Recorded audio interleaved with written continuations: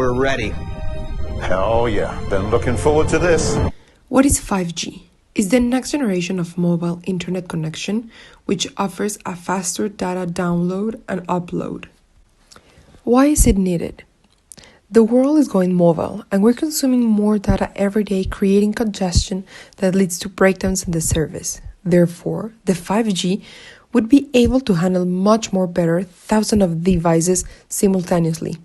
It is believed that the 5G would be powering the fourth industrial revolution, where everything is interconnected wirelessly and causing a change in production. As well, is going to be critical for the creation of fully self-driving cars. The problem: in the technological race for the 5G, the most advanced country is China, with Huawei company having the most developed infrastructure. The US has been the leader of telecommunication innovation in the last century, which has grown the US economy because the wireless industry supports more than 4.7 million jobs. It is estimated that the 5G will be able to create 3.5 trillion in revenues for 2035 and 22 million jobs. Therefore, the country that wins the 5G race would have an impact on the global power. During the 5G race, the US corporates have tried to discredit Huawei, accusing it of espionage for the Chinese government. China has been transparent in deciding the development of 5G by its main telecommunication company, Huawei, reporting it as a mid-term strategy called China Standard 2035, which tries to make its own domestic standards into international standards, and for which they have already spent 400 billion in 5G related investment. The only problem with the 5G is the Article 7 of the National Intelligence Law mentions that any organization or citizen shall support, assist, and cooperate with the state intelligence work by the law. The US is behind in the development of the 5G. However, they've been looking for an alternative. The first one would be to encourage the US companies to buy telecommunication companies and thus address the 5G. And the second one would be to invest in the competition, which would be Nokia or Ericsson. Donald Trump thinks not to use Huawei because we think it's an unsafe security risk. It's a big security risk. I talked many countries out of using it. If they want to do business with us, they can't use it. Japan has excluded Huawei 5G over security concerns. But as we can see, Japan races to catch up China in the 5G. A Japanese and the largest e-commerce company, Rakuten, is implementing a virtual system in Japan so as not to need the 5G network from Huawei, and they have already been requested to implement the 5G wireless network without Huawei technologies in the UK. According to the GSMA Association, 5G will be responsible for 5% of global GDP growth by 2034, and being an industrial player in this technological leap forward is clearly strategic. As in 2018, America still accounted for 25% of global R&D spending, China 23%. But preliminary figures for 2020 say that on the caps of national spending around $600 billion a year, Beijing has moved ahead, with Huawei on the front line. Before Huawei was added to the entity list, we invested $500 million into FutureWay in 2018 and plan to invest $600 million in 2019. The main leaders in the development of this technology are now Nokia, which seems to be right on the trail. Well, we've seen our gross margin return to 40%. Our 5G win rate is robust. And not only that, this focus is allowing us to lead in globally available next-generation solutions. Then the American company Cisco, which, however, is the only active in the sale of switches and routers, the basic equipment for networks, but not in radio antennas, that allow cells to connect to mobile devices, and where Swedish Ericsson is the leader. In practice, the United States does not have any major industrial player covering the entire range of the most strategic technology of the next decade. Thereafter, there is also the Chinese giant SAT, which was forced to settle out $1 billion fine in 2018 in order to survive and keep access to US technology open. On the contrary, Huawei is less exposed to the risk of USA international politics direction. Although it imports 30% of its component from the US, it has more than 40% of its suppliers based in China and has developed and designed many of the operating software and chips used in smartphones in-house. Now, let's talk about the concrete impact on business of 5G technology.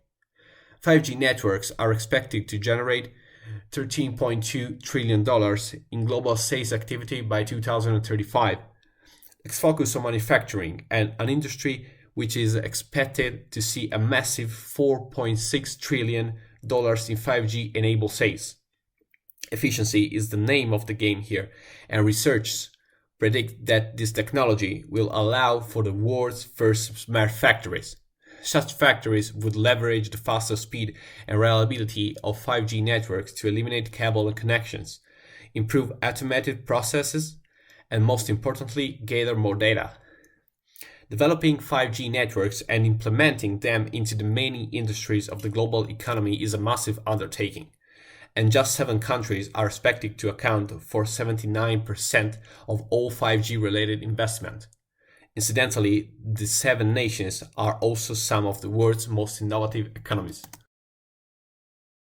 Huawei may or may not be a threat, but knowing the military background of its CEO and the Chinese law which states that no Chinese company can refuse to comply with the ministry's state of security, it is normal to be concerned. In 2012, the African Union, which is more dependent on China than any entity, started to operate in a new headquarters building offered by the Asian country. And in this building, the telecommunication equipment was supplied by Huawei. 5 years after operation started, engineers noticed that every night for the previous 5 years, big amount of confidential data was being downloaded by China. This is concerning, knowing that most of the 5G that will be used in the continent will be supplied by Huawei and that none of its leaders is ready to challenge China. This happened before Donald Trump decided to ban the Chinese company. But the US didn't just stop there. It has also pressured many of its allies to ban it as well. Australia, New Zealand, Japan, and Taiwan have all banned it shortly after the US. Canada, however, is the only member of the Five Eyes intelligence sharing network that hasn't yet formally banned or restricted the Chinese company. However, according to Reuters, they have waited so long that the telecom companies excluded Huawei. They've actually achieved more by doing less because they will offend neither country and still protect themselves against a big risk.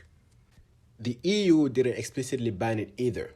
They could do without Huawei, knowing that they have Sweden's Ericsson, Finland's Nokia, and South Korea's Samsung. However, we need to keep in mind that 18% of 5G patents are owned by the Chinese company, and that according to a study made by 2 companies specialized in this field, if a government wanted to hire a company, it would still have to pay Huawei because of their contribution to the 5G. This could be safer, but costlier. The EU lets its members make their own decisions. France, for example, chose to let Huawei operate, but it won't have access to any user's location.